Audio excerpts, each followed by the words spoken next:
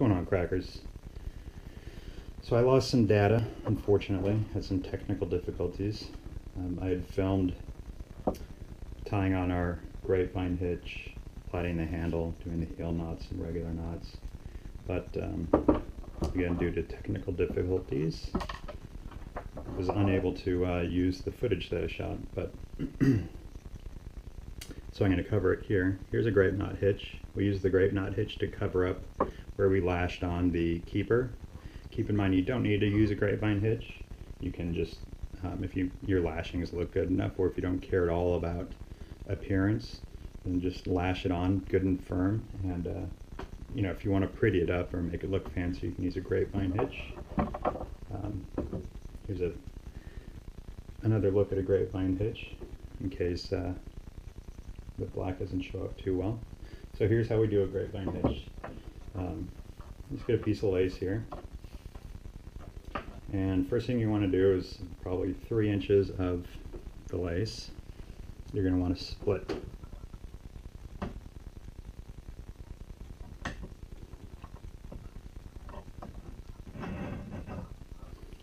So we split this end down nice and thin. The reason we do that is because this needs to be as thin as possible so that it doesn't create any bumps in your grapevine. And the reason it might create a bump is because this is how you build it. You're going to take the end that you just split, you lay it down flat on the item you're going to tie the hitch around, put your thumb up near where the split part ends, and then just begin to wrap this strand around the thing that you're going to be hitching.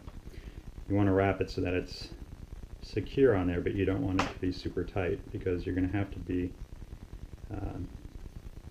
working this strand underneath each of these wrapped sections.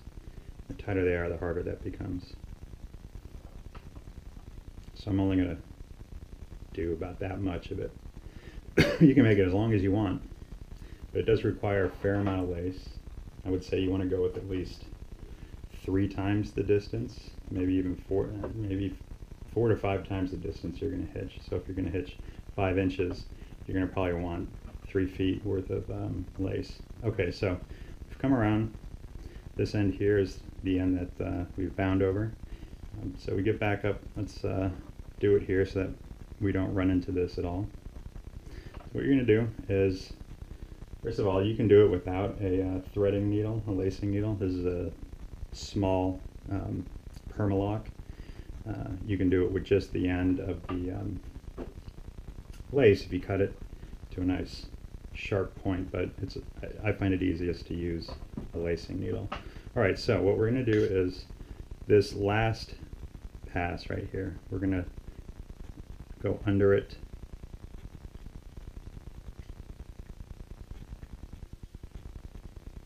So use your fid to get in there, open the space up, and then you just want to make sure that you're going under this bit of binding with the flesh side up, meaning the fuzzy side facing up.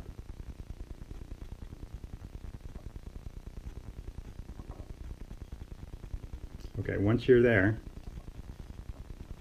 you're going to fold this back, so now your grain side is up, and to the right of that, you're going to go under these two. So the next two, or the first two, you're going to go under. Again, make sure your flesh side is the side that you're using to go under. So flesh side is up here.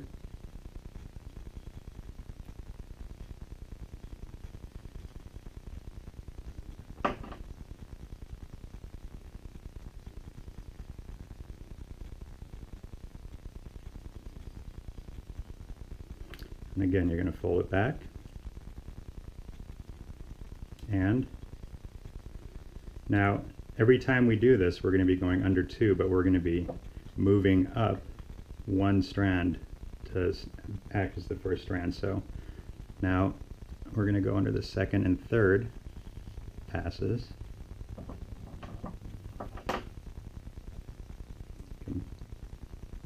flesh side up.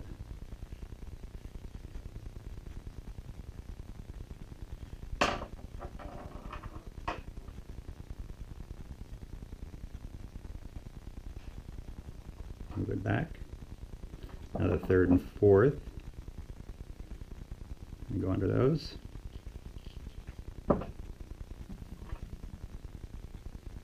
Flesh side up.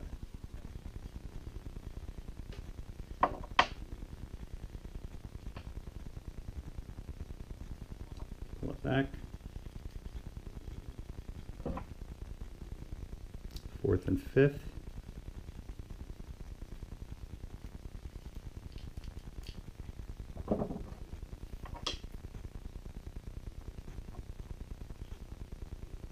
Flesh side up.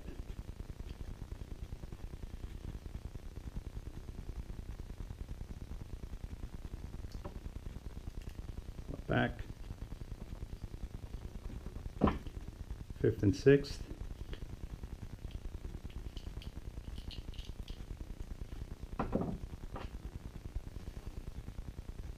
Flesh side up. Go through. Pull it back. And sixth and seventh. I'm just going to move this, the beginning of this over so we don't have interference with it. Sixth and seventh. Flesh side up. Go underneath. Pull it through. Okay, so you can see now we formed our grapevine hitch. However, you know, we wound it on here kind of loose so that we could work it, and adding the extra bit of strand underneath has taken up some of the slack, but we want to take up all the slack. So when we did this, we were going around this way. So I'm going to get on this strand here, the second one, and I'm just going to pull in the direction that we initially pulled. Bring it up to the third, and all that slack up to the third strand. Go to the fourth strand here. I'm going to pull all the slack up, go to the fifth strand.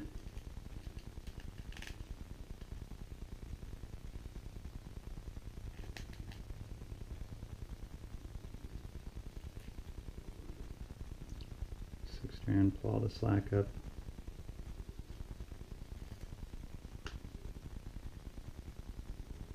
Seventh strand, I'm going to pull all the slack up. Now, our slack we need to be able to pull up, so we're going to pull it up through.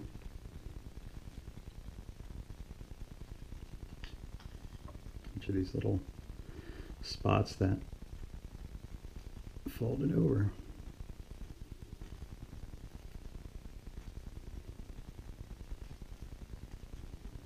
The reason you want this to be tight is, first of all, you just don't want it to, I mean, anything that's loose is eventually going to come apart on a whip. But also because even if your lashings are real strong around your keepers, you still want to ensure that if you can put some added strength in there, the last thing you want to have happen is to have your keepers fly off, so why not secure them as strong as you can.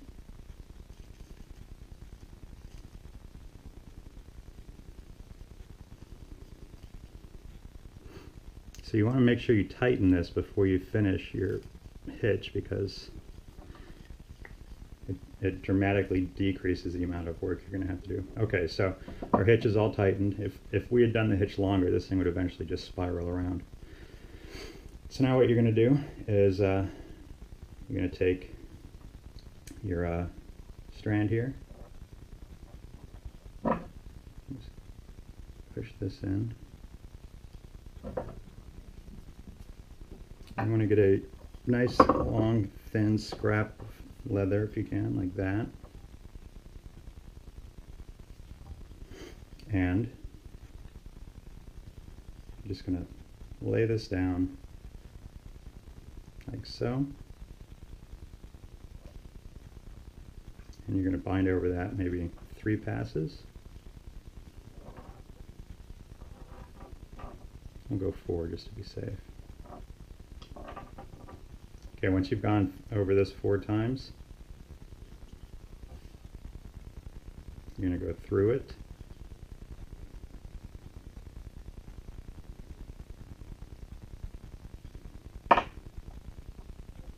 And you're going to grab onto the legs of it, and you're just going to pull.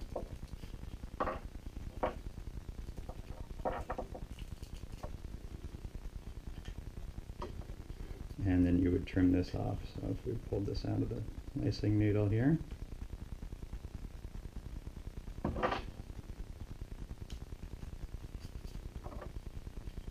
then you would trim that off. But there you go. Now your grapevine hitch is all secured, and of course, you're going to want to dress it up if it's not looking totally beautiful. But I've found that doing hitches and knots, if you focus on making them beautiful while you're tying them, you just have to do it again when you're done, because just the act of tying it's going to make it look ugly generally. Okay, so that's how you do a grapevine. And now I'm going to show you how to do knots. Now I've done a video on knots already. Knots are real tough. They're the type of thing that you've just got to sit and practice and practice and practice it. If you don't practice it repeatedly, every time you do it, you're going to be super frustrated. So the basis for all the knots that I tie is a 5-lead 4-bite Turks head, or 4-lead 5-bite. And here's how I tie that. So no matter what I'm doing, if I'm doing a pineapple, if I'm doing a gaucho, if I'm doing a 7-lead, they all start with a 5-lead. Okay, I'm going to take whatever you're tying it around. This is called your standing end, and that's because it just stands there, it doesn't do anything. This is called your leading end. Okay, so you're going to start off like this. Put your thumb on the standing end, drape it up over and down the back of whatever you're tying your knot around. Okay, so the first set of operations, and when I tie knots, I break my operations up into 3s. So an operation set is 3 passes, and by pass I mean anytime you're working and it's going to pass over a standing end, right? So here we go. The first set of 3 operations we're going to do is an over, over, under. So we're going to go over this,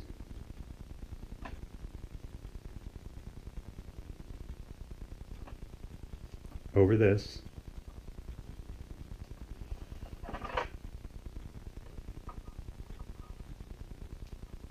under this.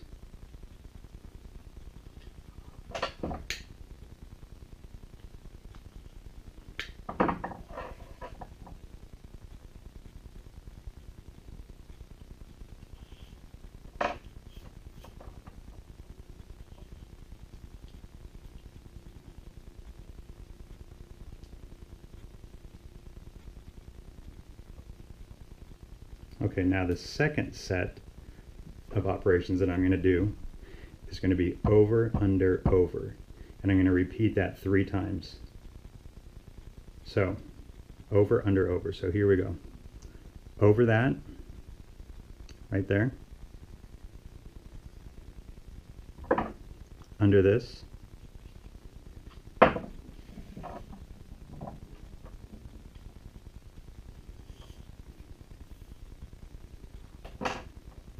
And over that. Now I'm not just arbitrarily choosing which strand I'm going to go over and under. It's just the next strand that you encounter, right? So that's the first of 3 sets that we're going to do of over, under, over. Now the second is over this one,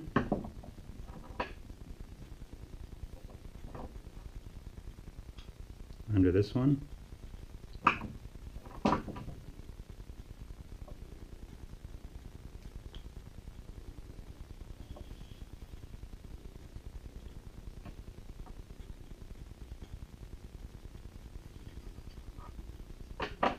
and over that one.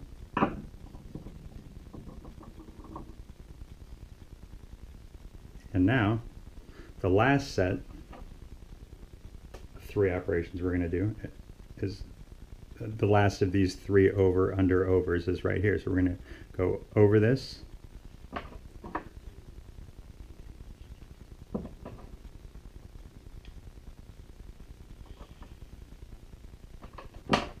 under that one,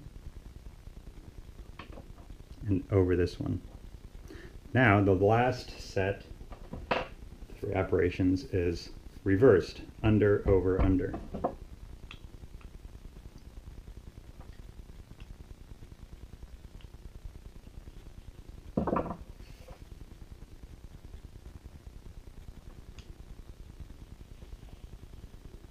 Under, over this one, and under that one.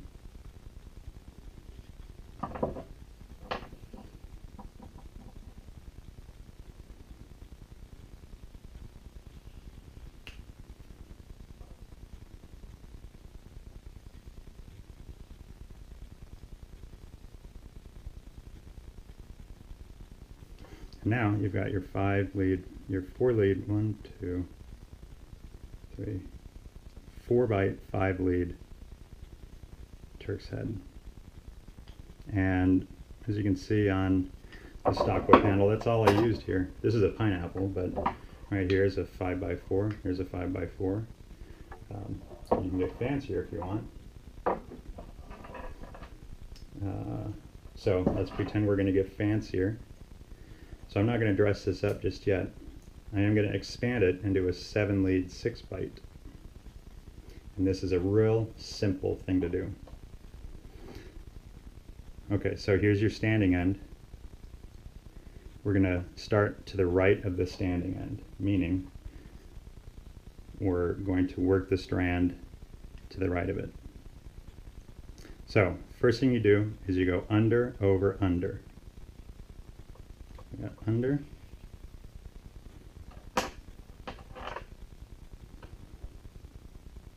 over, under. So I'm going to pull this out because I want to explain something here.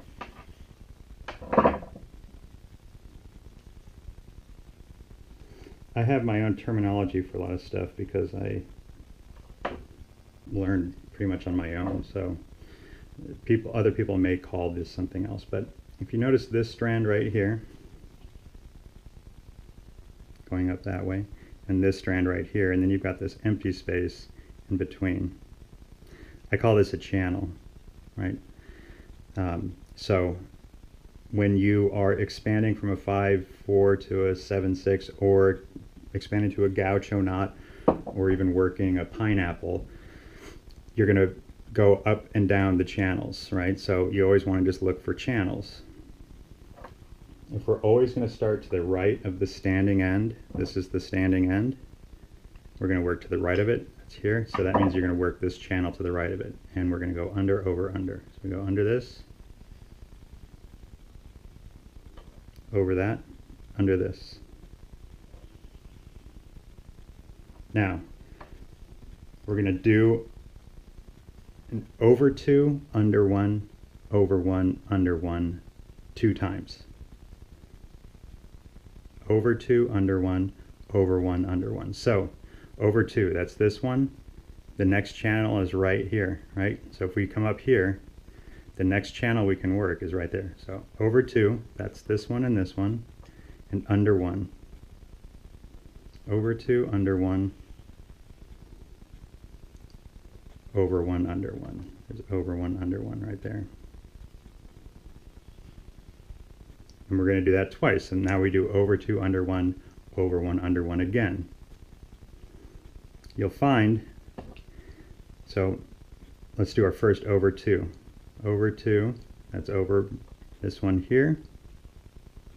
And then, well, we don't have an open channel there, but that's just because we need to spread those apart. So when you get back to your standing end, you're going to notice the channel has been narrowed, so just open it up. So over 2, under 1, over 1, under 1. It's over 2, 1, 2, and under 1, it's right here.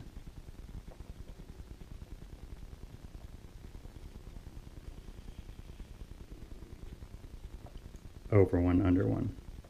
All right, so we just did those two sets of operations, which was over 2, under 1, over 1, under 1. Now we just do, this is going to finish the knot off, and that's over, under, over. It's just an over, under sequence until we get back to the start, the standing end. So over,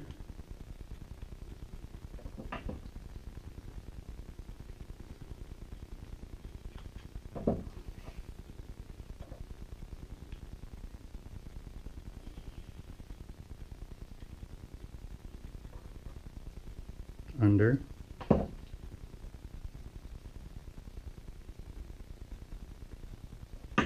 this is the channel we're going to work right here. We're going to go over this one,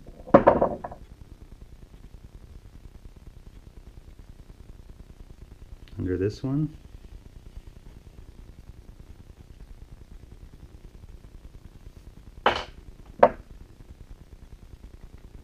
over this one, and under this one.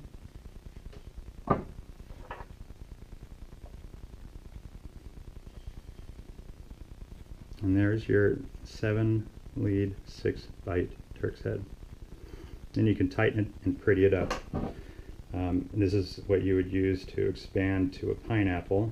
If you wanted to do a gaucho knot, you wouldn't expand to a 7/6. You would take a 5/4 and you would just work the gaucho knot, which is a different procedure altogether. But I think gaucho knots look really good in a lot of applications, and it's kind of a tough knot to learn, but that's how you do a Turks. So that's everything that I didn't get to film on here, except for the pineapple. You can just use the 7/6. If you don't know how to do a pineapple yet, I'll probably do a pineapple video at some point. The only thing left to do is to crack it for y'all, so I'll do that and then go build yourself a stock whip.